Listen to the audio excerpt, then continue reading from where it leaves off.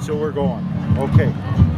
This is Bob O'Boyle on, what do we say, July 26th, 2014. I'm with Tom Sullivan here. We're at the Missoula Celtic Festival, and we're going to talk a little bit about your family. And so, first of all, Tom, if you could tell me your full name and when you were born, where you were born. My name's Thomas Michael Sullivan. I was born and raised in Chicago, Illinois. I was born in 1950, November of 1950, and I still reside in the south side of Chicago, in the city of Chicago. Excellent, excellent. Well, one of the things we talk about is history, and everybody has that history. And so you have a really interesting history. We visited a little bit before. I was hoping you'd share a little bit of that history and your tie all the way from Chicago here into Montana. Well, first of all, I'm delighted to be here, Bob. Thank you for having me, and this is a beautiful Celtic festival. There was an oral history in my family. All four of my grandparents were Irish immigrants.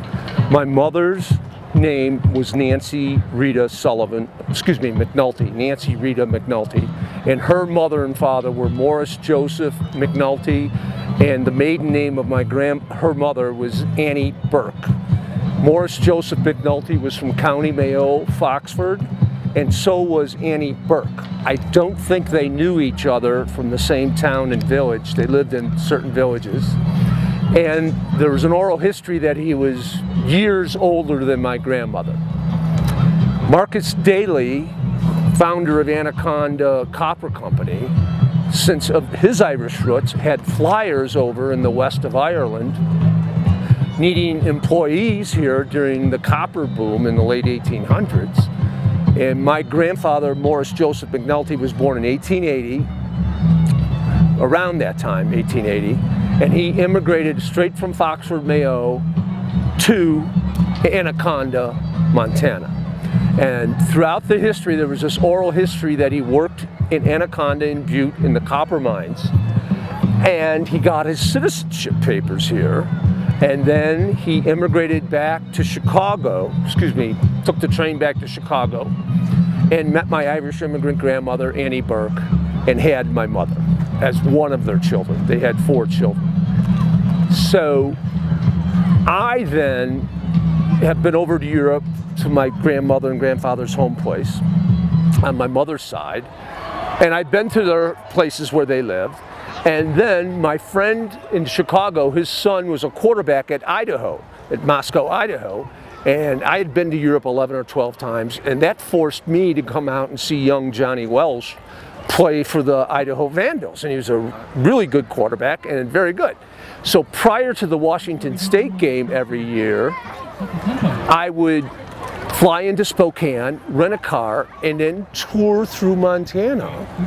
I came across the beautiful Fairmont Lodge, stayed there, and then I went to the Anaconda Courthouse in Anaconda, and since I was a history major in college, I was intrigued about this oral history, and sure enough, the lady at the courthouse found my grandfather. Excellent, excellent. You got it there. I have it right here. Do you want me to read a little bit of it? Sure, absolutely. Morris McNulty, this was in 1898, and there's a detailed pre-printed analysis that he has to be a citizen, he resides within the limits under the jurisdiction of the United States for at least 5 years, in the state of Montana at least for 1, and during that time, 5 years' time, he has behaved as a good man of moral character, attached to the principles of the Constitution of the United States, and well disposed to the good order and happiness of the same. And we know he was that. And it also appearing in the court by competent evidence that the said appellant has heretofore, more than 2 years since, in the due form of law, declared his intention to become a U.S. citizen, having now here before the court taken the oath that he will support the Constitution of the U.S. and that he doth absolutely and entirely renounce and abjure all allegiance and fidelity to every foreign prince, potentate, state, or sovereignty whatever, and particularly, and they write this in, Victoria, Queen of Great Britain and Ireland, and Empress of India, is therefore ordered and adjudicated that decree that said Morris McNulty is hereby a citizen of the United States. And here's his signature down here. The lady came up, I was delighted to find it. She says, I hope I didn't keep it. I said, I have oceans of time, it's no big thing. She said, I'm gonna go back down and see if I can find his photo. And she couldn't find his photo. But what a delight, and my family is delighted to have this factual history, which reinforces the oral history of our family. And I made copies of it. I'll give the copy to you, Bob. Every first cousin in my family has a copy of this, Morris McNulty. What's going on, man? So then, I went to the Historical Society the following year, and they went through an address book, and this was in 1900, and this was in 1898. So he's still working in Anaconda, and he's in the address book. McNulty, Morris Joseph, Labor, Anaconda Mining Company, Lower Works. He resides at 217 East 8th Street. And this is a nice piece of history for my grandfather. We don't know how long he came. Well, he had to at least be out here 5 years, and it's a delight. And he moved back probably around 1901, came back to Chicago, married my Irish immigrant grandmother, and that's my mother's side of the family. Awesome. Thank you. Thank you. Yeah. He was a good man. I never met him since he was years older than my grandmother. My grandmother lived until she was 85, and she had good health until the very end. And she stayed at our house. She would rotate between the other aunts and uncles. And she was a delight to have, you know. And I have so many words of wisdom from her that I always share. Don't spend money you don't have. Oh, yeah. And she'd always say certain things in life that we did. She'd say, that's a good use of your time. And she would say also the negative things about social, cultural things, about certain aspects of life that everyone goes through. But she was a total words of wisdom. And she also had one fatalistic attitude. One time when I was a kid, I say, oh, Grandma, it was in the summertime, I came in, I was getting a couple pieces of bread. I said, oh, Grandma, isn't it terrible Mr. Swanson died? Oh, yeah, it is, Tommy, it is dead. Go on with you. So I come back in, oh, Grandma, isn't it terrible Mr. Swanson died? He was a good man. Yeah, he was a good man. He's with the good Lord now. Go away, go away. And then finally I came in the third time. She says, Tommy, he died. You gotta die of something. So this fatalistic thing, don't sweat the small stuff, just lead a good life and be a good person. Yeah. But I have fond memories of her. Yeah. When your grandfather passed away, did he have a lot of the folks that worked in those mines had repercussions from their health and stuff? Yes, they said during the hot, humid days in August and July in Chicago, he had a breathing problem, bad. I would imagine it would be bronchial or asthma related diseases because he worked in the smelter. Yeah. And he couldn't sleep lying down. I imagine his lungs are liquid. I'm not a doctor, I have no idea. Yeah. But he would sleep sitting up. Oh my God. In the summertime during that very, very difficult time. Now, what did he do when he left Montana and was over there? He came to Chicago and he was a plasterer. Basically a hod carrier. Yeah. And my grandmother would cook us a nice breakfast. She says, here's a hod carrier's breakfast. Yeah. She'd have eggs and the pieces of meat or roast beef from the night before. She'd fry that up, and the new potatoes, hod carriers with eggs. So hod, you know what hod is, right? Yeah. Plaster, they would carry it up to the journeyman plasters. Back-breaking job. Tough, and we think we have it hard today. Yeah. Oh, that's wonderful. Yeah, and then my mother, during the Depression, my mother was born in 12, so Depression started in 29. The worst year of the Depression was 32. So she was basically 20, 21 years old at that time. She was the only one employed in that house. And she worked at Sears and Company at 63rd and Halsted Street, and she would walk down to the boulevard at lunchtime, 55th, which would be 1 mile, and then turn around and walk back, and she'd say the rosary and just be thankful she had a job. She was the only person employed supporting her family, her older sister, her older brother, and then her, and then her younger sister. There was 4 of them. That Catholic faith was important to your family? Big time. It still is today, even though there's changes in the Catholic Church and everything, and we know how corrupt the church can be at certain times, and all these issues, pedophile, all that stuff. But I still think it's important to have your own faith. I still go to church once a week. I still give to needy families in the community that, unfortunately, my brother died at a young age of 48 of a sudden heart attack. He's dearly missed, Maury Sullivan, named after grandfather, Morris Joseph Sullivan. And I have my heart goes out to families where a parent dies at a young age. And I had seen it firsthand, the traumatic shock and trauma.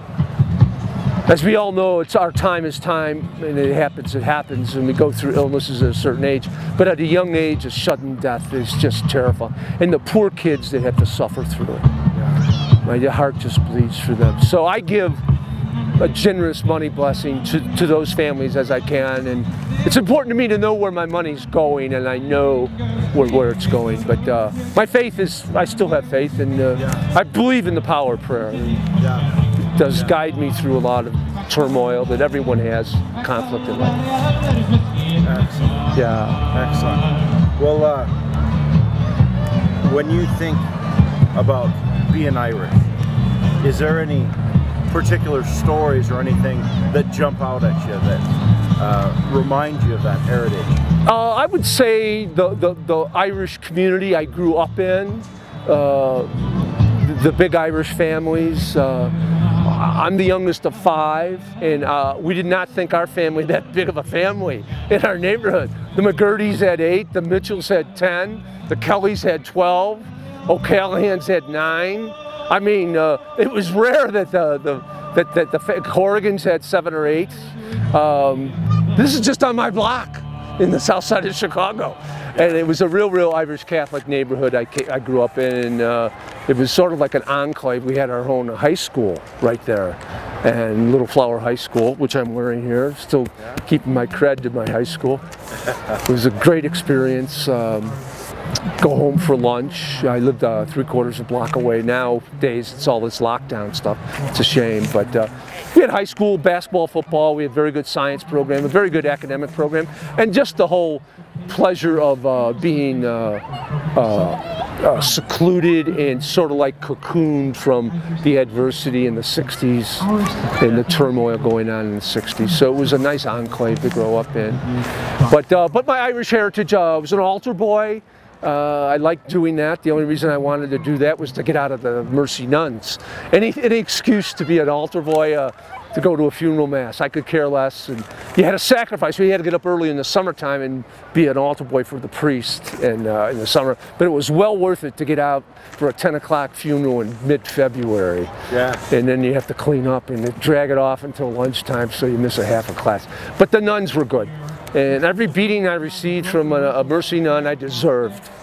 I did deserve, so. And of course, as you know, you never told your folks because you get whipped again. Exactly. So. Exactly. That's the last thing you want to do. Exactly. If sister had to get that mad at you, you're really... There's a reason. There's a reason. Yeah. But that's probably it. I did not join any Irish Ancient Order of Hibernians. I joined the Ancient Order of Hibernians here in Anaconda and honored my grandfather. So, figuring that he worked in Anaconda, he obviously joined the Hibernians. It's Irish. So, me and Jim Colloy, who was a past president of the Anaconda chapter, they had all the books preserved and excellent. And it took me 2 summers. We went through half of them one summer, and then the next summer we went through. And Morris Joseph McNulty did not join the Ancient Order of Hibernians. So, obviously, maybe because of the little social aspect of it, he didn't want to be involved in that and save his money, which is fine. but I'm still an active member. I went to the steak fry this past year, and also last year was a delight. That's where I met you, Bob, in Traylock. So I joined in honor. I could have joined numerous AOHs in Chicago, but I didn't. And also, I'm not one of these person that dress up in the green on St. Patrick's Day. I just have a little harp with a green ribbon through it. I'm real subtle about it. I'm proud being Irish, but I'm not as boisterous as some other people are. And I'm proud of my heritage, you know, and everyone should be proud of their ethnic group. And, you know, I have a couple Polish friends, John Schwarzinski. He had thought about changing his name to shorten it, and, you know, God bless him, he didn't. You know, that's my name, and it's the same thing. I'm the same way, too, about why my grandparents left. All of them, Morris McNulty and his wife, Annie Burke, went back and started the business and then immigrated and came back again. But my grandfather Sullivan and also his Jeremiah Sullivan and his wife Johanna Dorgan, they of course she died, she never went back, and my grandfather, who had a good job with Swift and Company later life, could have gone back. My father said, why don't you go back, Dad? And see, he said, why would I go back? There's nothing but bad memories and I wouldn't know anyone. So he never went back. So I also have the availability to become a dual citizen because I have 4. Now, you know, I believe you only need 2 or two Irish, proof of 2 Irish grandparents. I have 4, but I refuse to do it, not out of distaste in doing it, but I'm an American and I'm proud to be American, and there's a reason why they left. You can't live off the scenery. Dingle's a beautiful place. Have you ever been down there? Yeah. I haven't been there a while. Oh, it's lovely. It's beautiful. We had some friends come over from Dingle, and it was just enchanting. They say this. My grandfather, you can't live off the scenery. You know, there's a reason why they left. Yeah. So one thing I'm curious. You joined the Hibernians here in Anaconda. What was it about the Irish in Anaconda? Was it your heritage? But it must have been something more. It must have been the people there too. That's true. Bobo Kelly, Ray, the past president, current president, what a nice gentleman. I could name a lot of gentlemen. I had just seen them at the steak fry, but I'm proud and honored to be a member of the AOH. And I'm a card-carrying member, a dues-paying member, and also the Catholic religion is such a big part of it. And John Malia, who works for the governor, is a very, I think he's one of the first students in the Montana Irish Studies program. He brought up a good point. We were commiserating in Helena last week, and he brought up this point. You know, the Scots were Celts, and the Welsh were Celts, and yet they've all turned into Presbyterians and Anglicans, but yet the Irish kept the religion, and they viciously fought for it and kept it.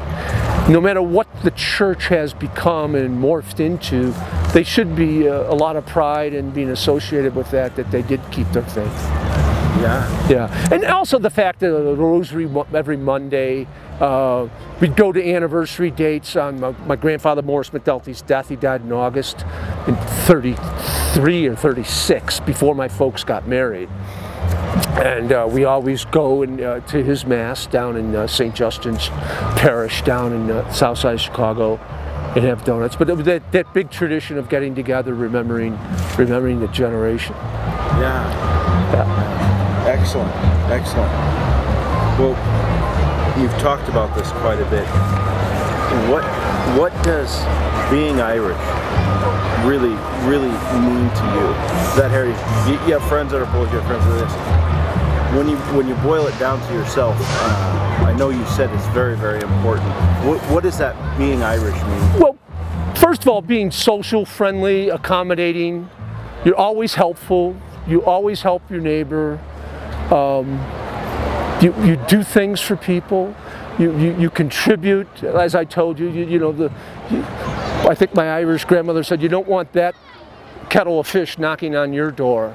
So that meaning some other problems in that family, you always give to a fundraiser, and benefits are a big thing in the Irish community. You always go to those. And of course, the morbid thing of going to wakes and services, and you're not doing it for the deceased, you're doing it for the living members and family. That was ingrained to me as a young boy. My dad would always bring me to wakes. Once I received a certain age, you could come with me, son, we'll go to this wake. Yeah. And there, did they have the in-house wakes, or did they? Yes, I went to a few of those. That's a good point. Before the funeral homes, they would take them to the funeral home, and then they bring the casket and the remains. And having one of my cousins, Doherty's, he was laid out in his house. Well, I was a little boy, but I still went to the house. But it's important to go to those. And also to give a mass card, give some sort of token, preferably cash if they have a big family. Money always works. But I always I still keep it up, a mass card from St. Peter's Church downtown. It's more convenient for me to go. And it's just a physical thing. When you go and pay your respects, you give them a card, and at least they take it. And just this transaction, no matter what denomination or a mass saying, it's a thought that you're extending yourself. You're going in one step further for the poor person that died, and you're actually, it is noticed that you do things like that. And I think it's important to be raised that way. Absolutely. And also to take care of your family. My poor mother, not bragging, she died of breast cancer, and thank God she had her wits about her and everything. And I was lived in the neighborhood, and I always came over and took care of the family house for her. I actually enjoyed it. I shuffle papers for a living, and it's good to do physical work, and I'd love to weed whack and shovel snow and wash windows. And I'd come over every Saturday and do my laundry in her basement. And she says, Tom, it's a burden on you. You don't have to do this. Maybe I should stop. I said, Mom, as long as you're happy here, stay as you want. I actually like doing it, Mom, so don't worry about it. But I was proud and honored to do that. And some of my nieces and nephews said, Uncle Tom, it was good of you to live with Mom for 2 years. And I said, well, thank you for the compliment, but that's what you're supposed to do. I said, thank you so much for giving me that nice compliment. You don't have to, but kids, that's what you're supposed to do. Just remember that. And again, living by example instead of talk is cheap. So. Yeah, that's my dad always would say, well, you got the talking done. Now do it. How about some action? Yeah. Exactly right.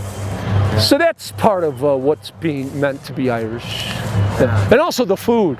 My grandmother's a great cook. Soda bread, she's a great cook. And she said, sure, if you have good material to work with, there's nothing to cook in it. So she was very thankful for the good foods. Well, and even that breakfast you were describing. Hod carrier, oh. Yeah, that's familiar from my own family. But yeah, what a delight. Yeah. Bacon or or steak. Other types of foods? I did not like corned beef, and they would have occasionally corned beef on St. Patrick's, but not all the time. That's an American-made tradition. The family dinner, the only time my father, I could physically remember him hitting me was when I was in grammar school. I came home late for the Sunday dinner, and he immediately slapped me. And I said, Dad! He said, shut up, wash your hands, and sit down. I was never late again. So it's important for the family dinner, always be there. As we got older and played sports in high school, that's fine. Then you come in late after practice, whatever. But you learned at an early age the family tradition of sitting down. And now all these brilliant so-called psychologists, the family meal is so important. That's what. Well, of course, the Irish culture, it was a given. You're always there for the family dinner. Yeah. And it was important. Talk about, and it was a good one for everyone's development. How was your day today? What did you do? Or I think being the youngest, you pick up it's easier. Your vocabulary gets more extensive because you are the youngest, and the older children, they're starting talking about things. You pick up all these new words and everything. So it was easy being the youngest that way. So you pick up so much. And we lived in an old Chicago-style bungalow, 3 bedrooms on one side, dining room, front room, bathroom, all the same. Made over 80,000 of them in Chicago. The first time there was plumbing and indoor plumbing in the house, and also a basement. Believe it or not, the old hot water boilers, real good heat. The warmest, you would think the basement would be the coldest. In those old places, the basement was the warmest because the hot water boiler was warm everything. Yeah, and the heat rises, but nice heat. And in the kitchen, we had one table. Dad sat at one end, Mom sat at the other. The two oldest children sat at one, and the three youngest sat on the radiator. And I have vivid memories of getting old Chicago Tribune stacks of paper so you didn't burn your little tush. Burn yourself on it. Oh my God. But no, fond memories. Yeah. Well, one of the other things we talk about with the Gathering Project, and I told you a little bit about this before, but it's that, what do you hope to leave for that next generation? What is it? What is the heritage, the legacy you want to leave? You talked a little bit about leading by example and showing that your nieces and nephews and stuff. What do you hope to leave from your Irish heritage down the line? Well, what I'd like to hope to believe, that would be my father's mother and father. Not the reason why I'm out here in Montana. It's for my mother's father, McNulty. My dad's father and mother are from County Dingle, County Kerry, Dingle. And that's the main town. My grandfather's from Onasgaw, which is at the base of the Dingle Peninsula, right by Inch. And my grandmother is halfway between Onasgaw and Dingle in a little village called Menard. And that's where Tom Crean, I don't know if you people are familiar with the great hero of the Shackleton expedition. He was born in my grandfather's hometown 3 years before my grandfather, 1877. My grandfather was born in 1880. So obviously they must have known each other. Crean left there was a little port at Menard at that time when he was 15, and joined the British Navy and had a distinguished career in the British Navy. And then my grandfather left in 1895 and came to Chicago and never came back. And part of my Irish heritage is the story that my grandfather, Jeremiah O'Sullivan, when he came to Chicago, he worked at the economic engine called the Chicago Stockyards, which I believe hired 28,000 to 29,000 people at any one time. It was the lifeblood of the city, of the meatpacking industry. There's a big book by Sinclair. His name escapes me at the moment. The Jungle. Oh yeah. Upton Sinclair, and it talks about the development of the FDA, Federal Drug Association, or the Food and Drug Administration, to protect food. And poor gentlemen who had TB cutting up the beef or the pigs, and they'd spit on the ground, and with that contagious tubercular virus, and that would spread to the meat. So they just cleaned up everything.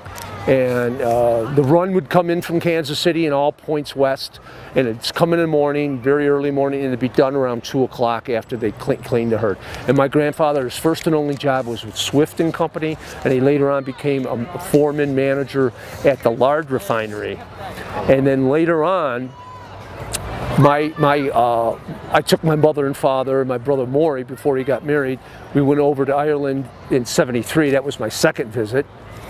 And we went to my grandfather's hometown with my mom and dad, and we went to Tom Crean's pub. After he retired from the British Navy, his pub is still there, called the South Pole Inn, for his exploits with Shackleton on the South Pole.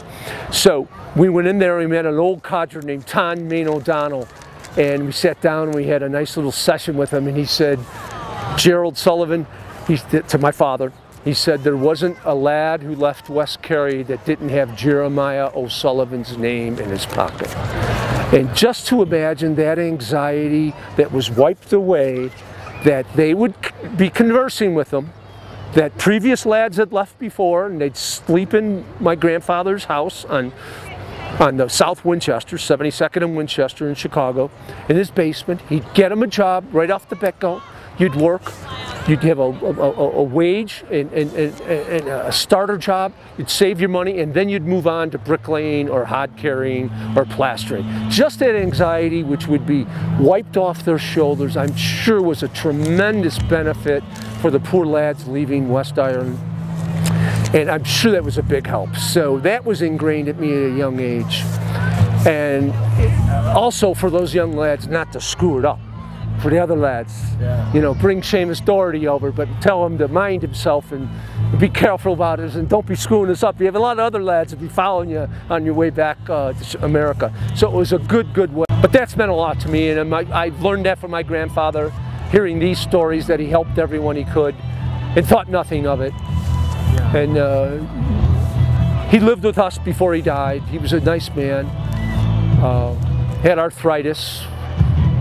My older brother has arthritis bad. I thank God every day that I don't walk with a limp playing basketball and football and all that stuff. But maybe it's hereditary or something. I don't have arthritis. At least not as bad as the. And then you think of like all these tradesmen that would drink at lunchtime. And then as you get older you realize it wasn't because they were alcoholics, they were just numbing the pain of their joints. They were just medicating themselves, but they had to go back in the afternoon and lay more plaster or lay more brick or be a cement mason. I mean, so I mean that was the first version of Tylenol or something, or Advil or something. But then it gives you a different aspect of what those lads had to go through and the pain of being a tradesman. Yeah, because you get to a certain point and you got to keep going with it. That's what you're doing. That's your identity is tied up in that. They didn't have Pilates classes to stretch and inhale and exhale and all that, even though that's good, but I'm sure. But that's what my Irish heritage is. It was given to me by my grandfather, and that's what you're supposed to do. And so leaving that for the next generation. You live it on, and again by example. And I think I've left an example of doing with my brother's family, helping them through their trials and tribulations of his death and seeing them through. And as I told you, you know, with my mother, they also said what a great, nieces and nephews said what's a great thing you did for your Uncle Maury's family, and I said thank you for the compliment, but that's what you're supposed to do. That's what you're supposed to do. So, but listen, I'm taking up too much of your time. Oh no, is there anything else you wanted to talk about? No, it's a delight to be out here in Montana. I'm surprised and impressed with the lovely festivals you have. It's a full-blown festival, everything, and lovely people, and it's great in tradition. Music has always been part of the Irish culture. I love the traditional music, and I've been to Doolin and Doonbeg in County Clare, the birthplaces of all the Irish traditional music, and the Chieftains and the Wolf Tones and all those groups that were great. And I'm just happy and proud. I'm delighted for this opportunity to share my family's history with the people of Montana and whoever wants to hear it.